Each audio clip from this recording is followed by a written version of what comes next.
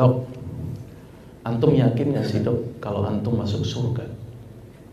Kalau seandainya itu menimpa bapak ibu di sini semua ada yang bertanya seperti itu, kira-kira jawabannya apa? Jawabannya apa? Jawabannya apa? Yakin gak masuk surga? Insya Allahnya berapa persen ya, ragu banget ya. Saya bilang sama Ustadz itu, yakin Ustadz, karena Allah menurut prasangka hambanya. Saya pakai dasar juga. Tapi Ustadz itu bilang gimana? Kayaknya antum masuk neraka deh. Waduh, Masya Allah, kok bisa begitu Ustadz? Saya udah bilang yakin begini, tapi dia bilang begitu. Tapi dia memberikan data. Apa yang diberikan ke saya pada waktu itu? Dia ambil satu obat. Itu obat pengencer darah. Biasanya diberikan untuk penderita penyakit jantung atau gangguan kekentalan darah. Isinya apa? Heparin dan warfarin. Di situ tertuliskan kata porsin origin. Ada yang tahu? Porsin itu artinya babi. Berarti dokter sudah ngeresepin babi. Obat untuk benjol dan varises. Ya, baru tahu ya. Lagian sih kalau dikasih dokter tanya dulu halal apa haram. Ya, jangan ditelan aja ini. Sampai akhirnya bilang gimana, dokter kalau ngeresepin itu tidak kondisi darurat tidak dibolehkan, tapi kalau darurat dibolehkan. Tapi kalau nggak darurat nggak boleh memberikan barang-barang haram.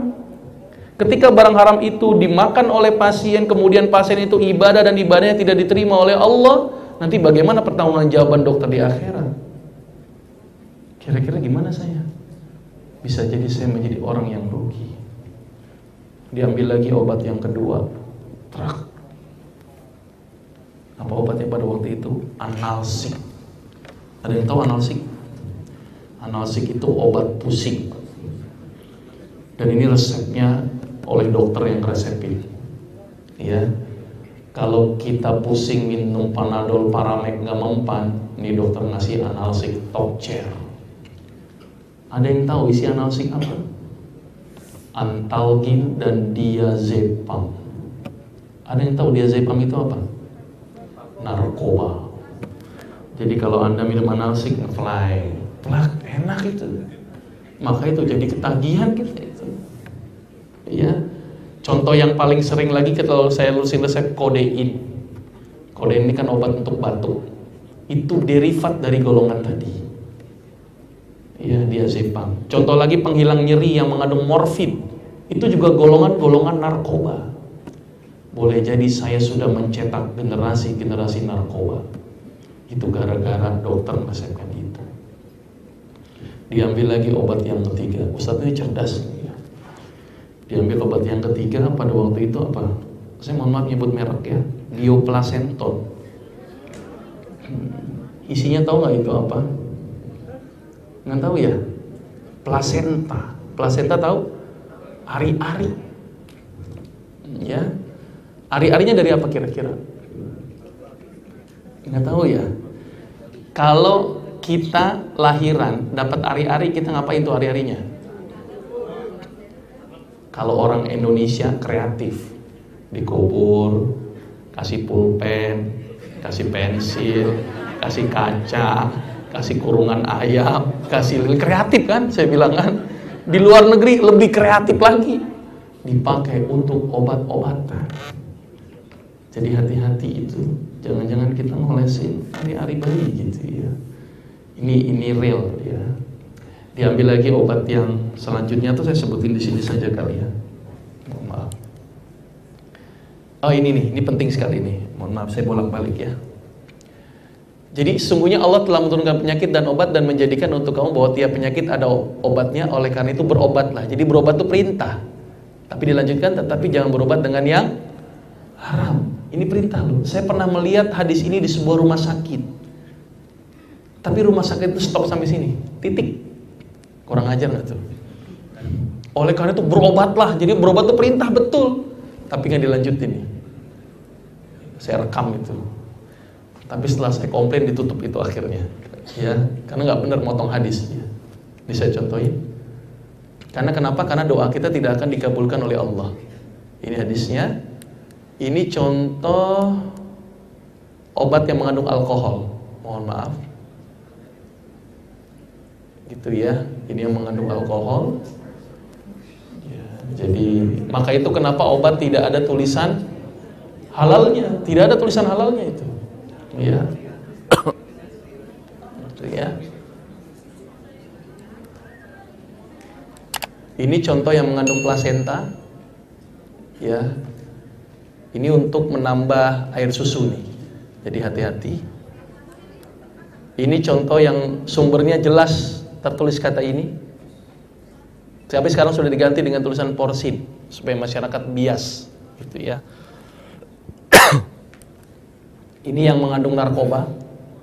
Diazepam, luminal, phenobarbital, morfin, kodein. Nah ini nih. Kalau dikasih lagi stres, dikasih obat anti stres, nah ini nih, jangan-jangan narkoba. Makanya itu kalau mau jadi pecandu narkoba gampang, datang aja ke dokter, gitu ya. Dok, saya stres, pasti dikasih narkoba, gitu ya. Repot-repot beli ke narkoba ya. Ini insulin, ya. Insulin itu ternyata data terbaru 70% dari manusia. Contohnya Actrapid. Diambil itu tulisnya adalah human insulin. Itu diambil dari manusia yang telah meninggal, menderita penyakit kanker pankreas, menghasilkan insulin dalam jumlah yang banyak, diambil, kemudian dibuatlah obat yang namanya insulin. Selebihnya dari sapi, tapi terbaru saya tidak melihat adanya sapi. Mohon maaf saya nyebut kosmetik. Saya nggak bilang ini halal atau haram, ya. Tapi ini belum ada tulisan halalnya. Mohon maaf. Mohon maaf ini ya. Saya lewatin aja deh, nggak enak saya. Kok sensitif banget sih ini sama kosmetik. Bu, kalau menurut saya ya, kalau pakai bedak, parutin aja itu bengkoang, Bu. Saya yakin lebih putih, Bu, dari bedak, ya. Kalau mau lipstik, olesin itu dengan madu, saya yakin tambah manis. Ya, artinya hati-hatilah memilih kosmetik ya, carilah yang halal ya, jangan yang tidak halal, ya. Intinya begini, Bu, babi ini banyak manfaat. Bulunya dipakai untuk sikat gigi. Jadi hati-hati sikat gigi yang halus-halus, jadi hati-hati. Kulitnya dipakai untuk jaket, tas, sepatu.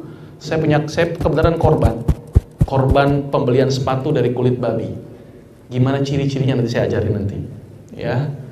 Tulangnya dipakai untuk tambalan gigi. Maka itu nanya dulu sama dokter gigi, ini tambalannya dari babi apa enggak? Yang paling aman itu adalah tambalan yang dari puskesmas yang mengandung amalgam. Ya, amalgam yang warnanya hitam-hitam itu lebih aman. Nggak apa-apa, biarin hitam, gitu ya. Lemaknya jelas ya, kode E. Dagingnya dulu heboh dengan dendeng atau abon dari babi. Ya.